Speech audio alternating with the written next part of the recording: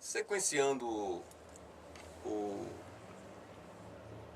o programa, né, de entrevistas e de recolhimentos, né, de valores culturais, humanos, que passaram pela escola estadual durante esses 50 anos, nós estamos aqui com o professor Cícero.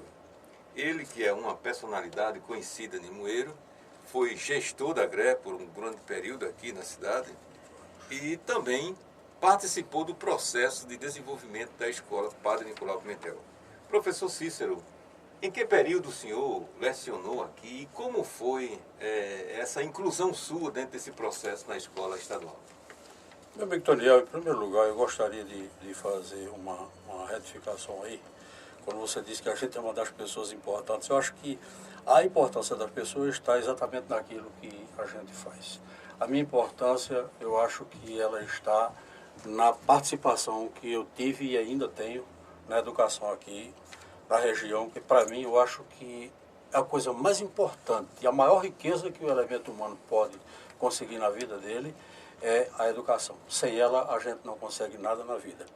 E respondendo à sua pergunta, eu comecei a minha vida profissional, minha vida como professor, aqui na Escola Padre Nicolau Pimentel, em 1971.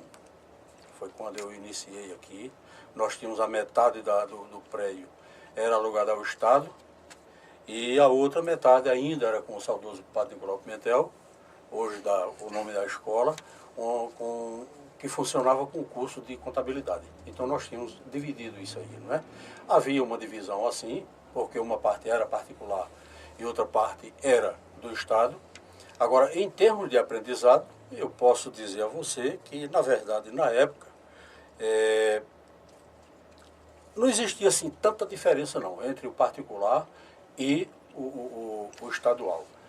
Claro que a escola particular era formada exatamente por alunos que os familiares tinham condições de pagar. E a gente sabe que com o Padre Nicolau a coisa também funcionava muitas vezes pelo lado do coração, tá certo? E a do Estado era exatamente aquela do aluno que não tinha condições de pagar. Mas nem por isso a qualidade existia diferença não, até porque eu cheguei a ensinar nos dois. Eu ensinava uma parte no Estado e outra parte também na escola particular. E graças a Deus nunca fui parte daquele time que dizia eu dou uma aula de R$ 5 no canto e uma aula de R$ 1 no outro. Não, eu acho que aula é aula. Para mim, a sala de aula está composta por alunos que querem aprender e um professor que quer ensinar. Isso independente da situação.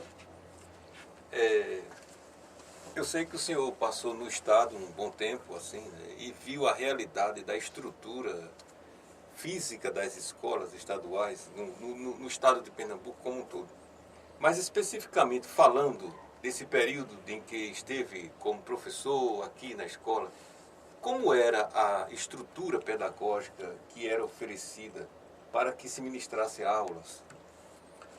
Toniel, veja bem, existe uma grande diferença de hoje, mas assim em termos de apoio, o apoio pedagógico que você fala. Veja bem, nós estávamos numa época, eu ensinei aqui numa época em que o Brasil estava ainda dentro do sistema militar. Era uma época em que a gente não podia, se alguém pensasse até em falar mal do governo, ele já podia entrar em cana, já podia sofrer alguma coisa que ele não ia gostar muito. Então, nós tínhamos, por conta disso, um tipo de trabalho que diferenciava o de hoje, quando a gente já tem aquilo que é tão pregado à grande democracia, né? Que na época, na verdade, não existia. Então, tinha um comando superior que mandava mesmo e a gente tinha que fazer e obedecer sem questionar. Isso depois mudou. Claro que a partir do momento que isso mudou, também a questão da educação mudou. Eu vejo a diferença daquela época para hoje, a questão da liberdade do pensamento. Apesar de que nós sabemos perfeitamente que hoje a gente está com essa questão do pensamento avançado, que isso tem prejudicado de uma certa forma. Mas eu conheci um Brasil de antes da Revolução, durante a Revolução, que foi quando eu comecei a minha vida profissional como professor, graças a Deus. E tenho a profissão aqui mais como vocação mesmo do que profissão. E vi de durante e vi de depois. Claro que toda mudança ela exige sacrifícios de todos. E se demora certo tempo para que se tenha realmente o resultado daquilo que a gente espera. Eu acho que hoje nós temos grandes resultados. Os sindicatos, os movimentos dentro da própria escola. E, lógico, que muita gente aproveita disso aí para exatamente aquele que não está comprometido com o processo, ele aproveita para não fazer nada, certo? Mas a gente sempre tem uma gama boa de profissionais que aproveitam disso aí para fazer crescer. E eu acho que cresceu. Porque nós temos hoje, por exemplo, a Escola Padre Nicolau hoje está diferente daquela de quando eu iniciei. Eu acho que eu precisaria aqui de um caderno para ir pontuando as diferenças que nós temos, tá certo? Eu via, por exemplo, naquela época, até comentava há pouco tempo, que na festa de São Sebastião aqui, nós encontrávamos muitos alunos naquela época, ex-alunos meus, de 1971, 1972, 73, por aí, chegaram na festa de São Sebastião, a gente chamava os boinas, porque a gente via muita gente naquela época, era comum, quando se passava no vestibular, se você passava no vestibular de medicina, comprava uma boina branca. Se passava em direito, era uma boina cor de vinho, e assim por diante. E você encontrava muita gente de cabeça raspada que não estava saindo de um presídio, não. Era gente que passava no vestibular e gente que saía da escola do Padre Nicolau Pimentel. Aí você diz, e hoje está do mesmo jeito? Não. Só que na época a gente não tinha a concorrência que a gente tem hoje.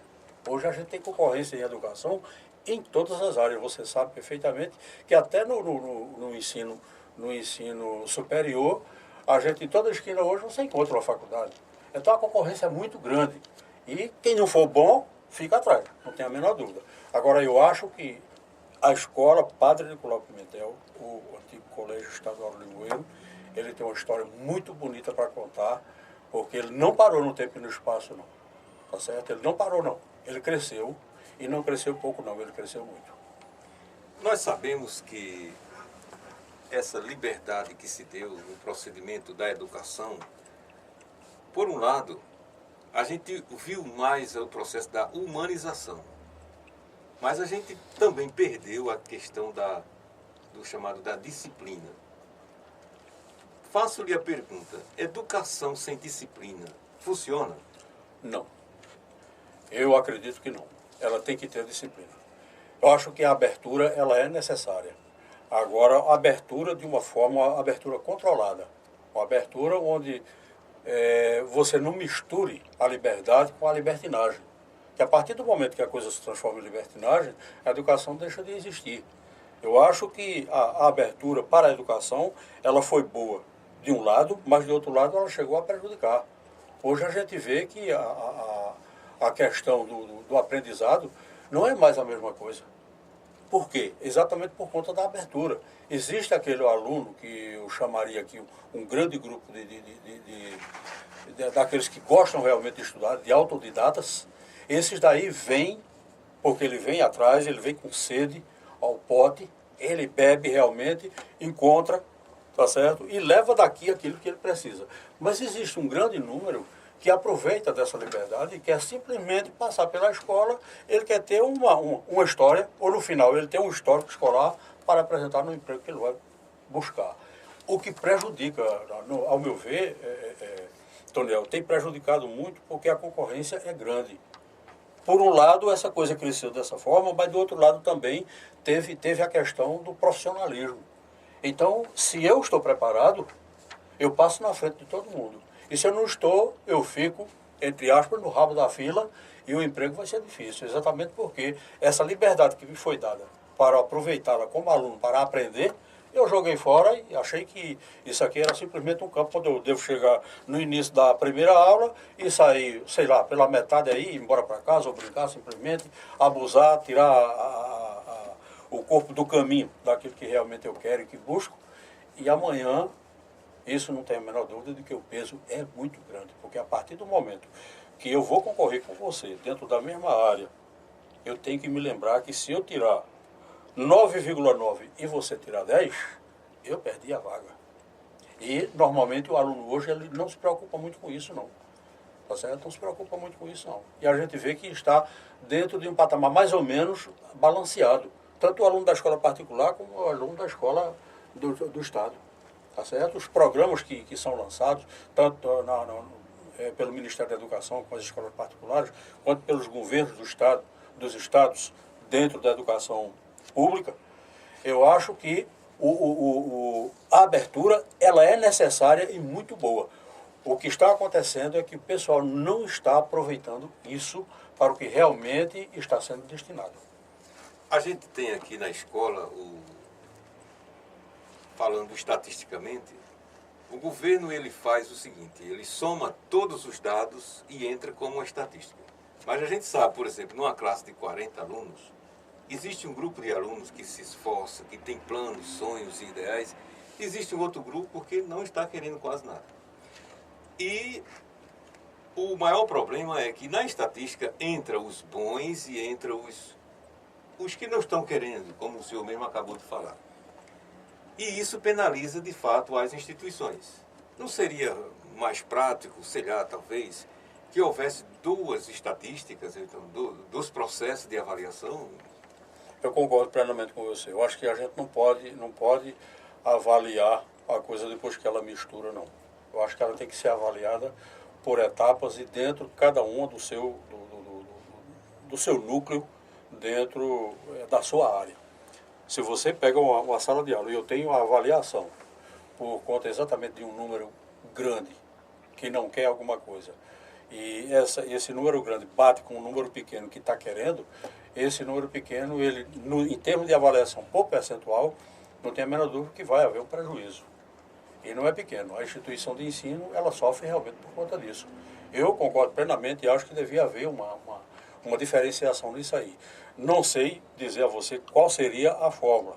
Os educadores deveriam se juntar para estudar uma saída disso daí, para ver esses daqui, por exemplo, que estão querendo muito, tá certo? O que é que eu faço para que eles tenham mais.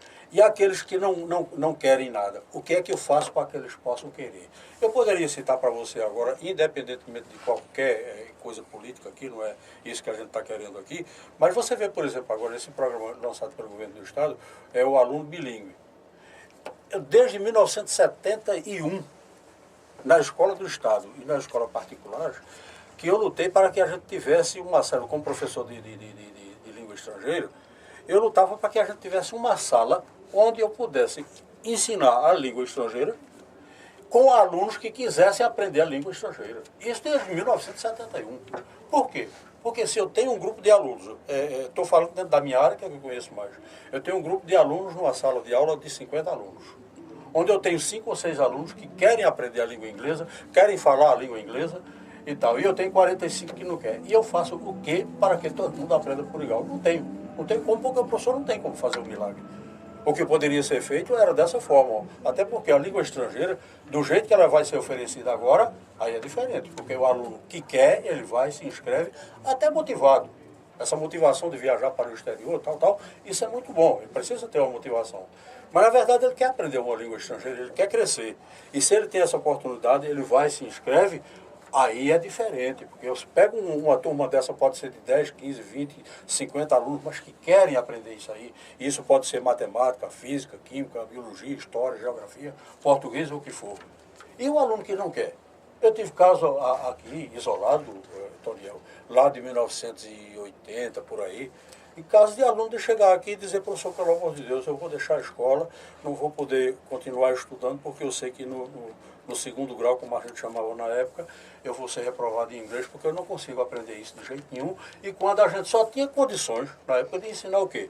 Presente e past tense do verbo to be, ou de alguns outros verbos, porque eu tinha aula de 50 minutos durante o dia e à noite de 40. 20 minutos levava para fazer a chamada, com os alunos fazendo barulho, fazendo aviãozinho e aperreando. E ficava 20 minutos para ensinar com 2 vezes por semana uma língua estrangeira.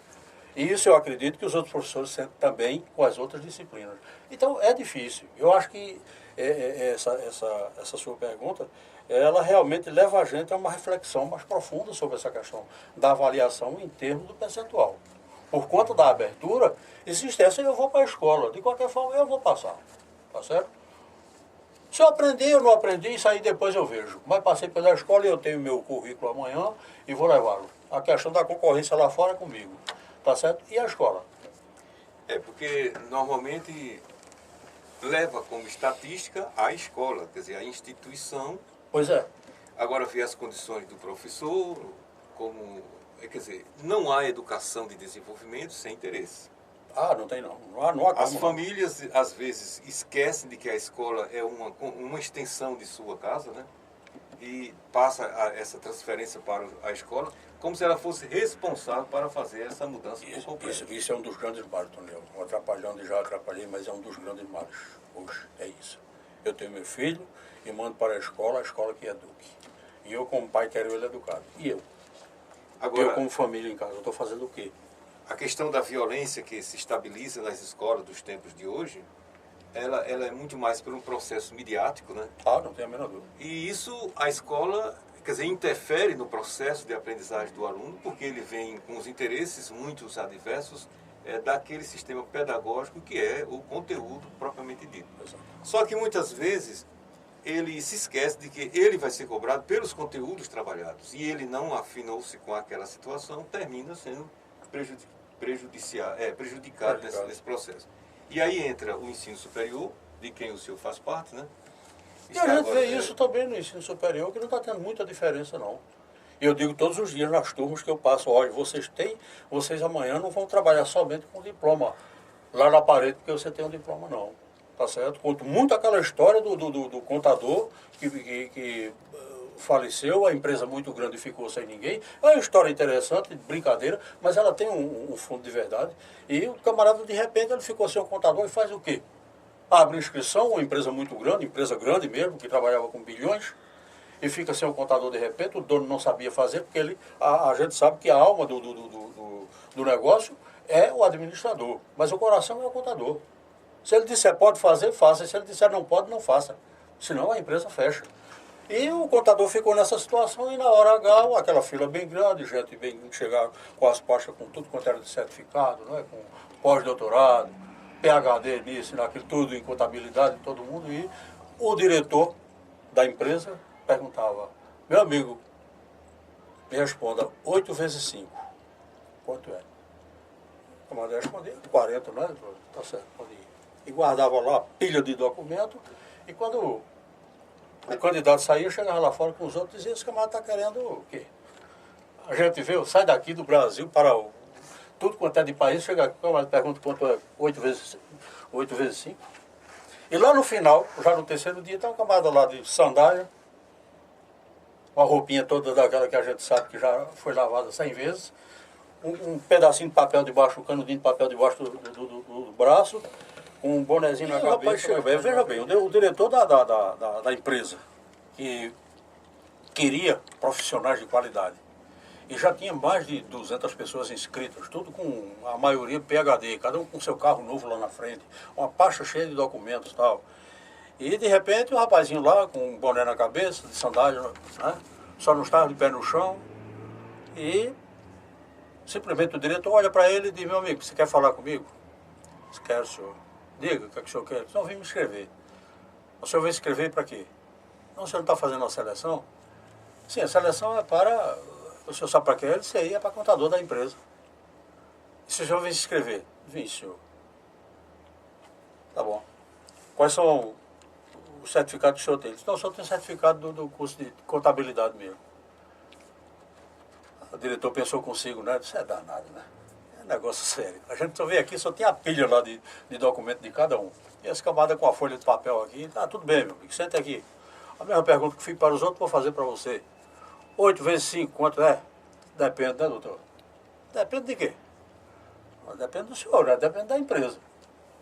8 vezes 5, matematicamente falando, é igual a 40, mas dentro da contabilidade aqui da empresa, ela pode dar 10, pode dar 100, pode dar 200, pode dar 0, pode dar 1000, tudo vai depender da movimentação. E o resultado, para não espichar muito a conversa, é que o dono da empresa viu que aquilo era uma pessoa que tinha realmente saídas, era uma pessoa que era sabida, não era cheia de conhecimentos, mas era uma pessoa sabida, ele tinha conhecimento para saber se sair na hora do aperto, ou seja, ele tinha construído uma competência dentro dele próprio, que ele disse, olha, está aqui um cheque, compra uma roupa nova, paletó, gravata, tira a barba, joga o boné fora, me compra um sapato novo e amanhã vem assumir o emprego. O que eu quero dizer com isso não é que a contabilidade de uma empresa, ela ajuda a empresa a roubar, não.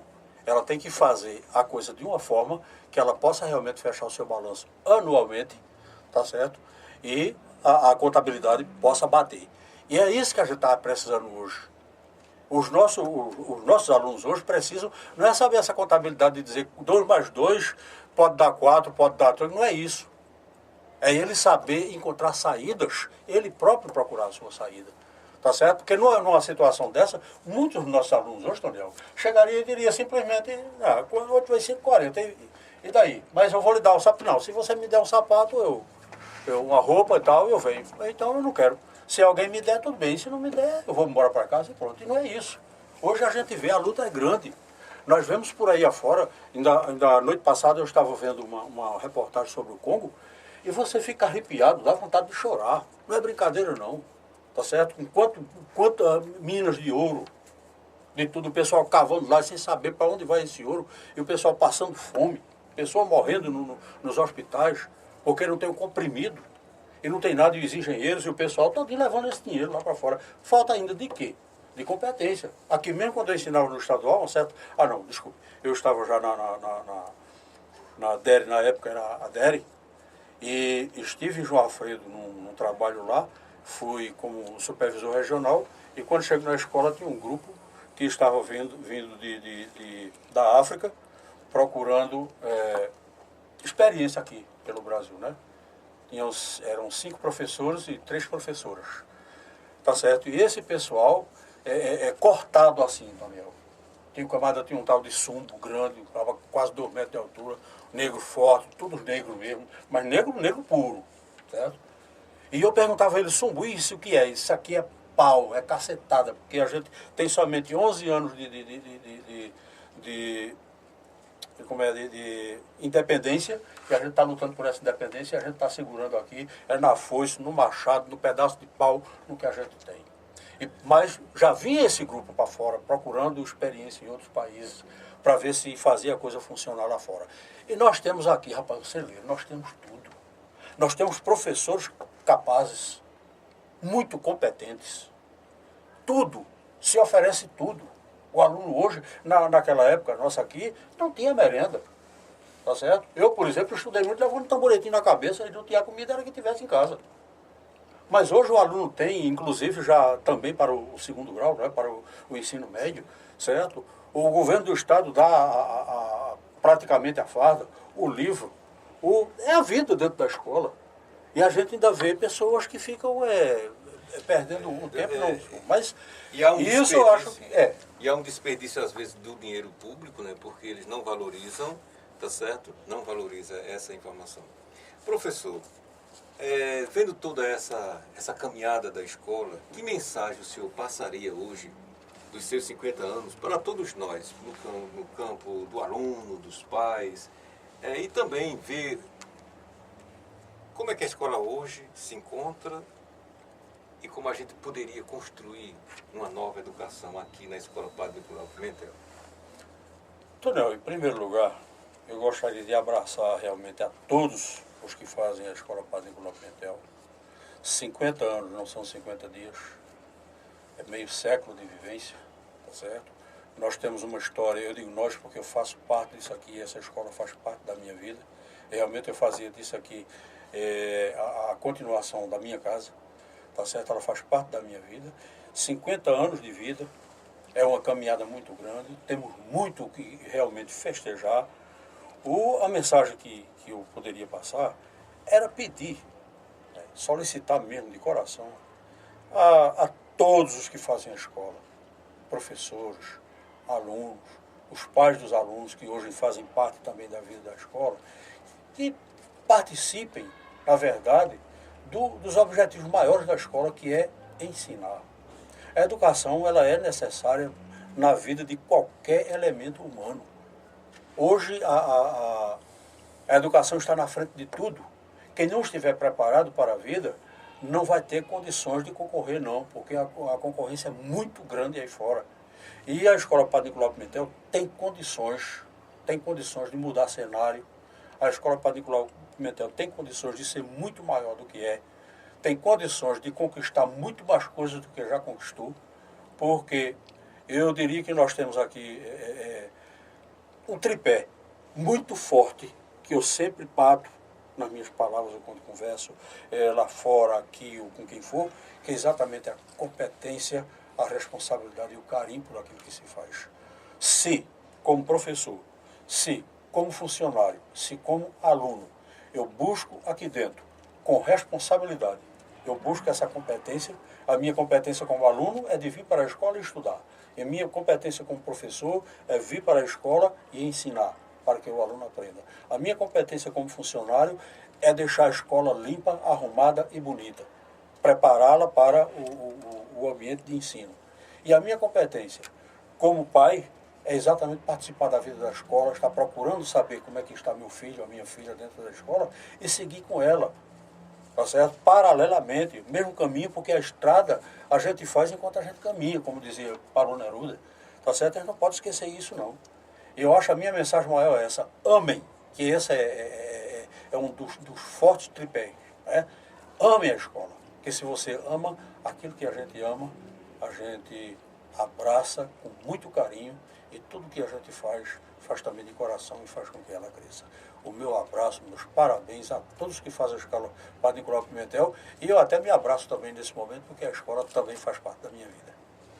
Bem, nós estamos aqui agradecendo a participação do professor Cícero, né, esse que tem uma larga caminhada dentro da cidade de Limoeiro, e da Rádio TV Prof. Menezes, estamos encerrando esse momento.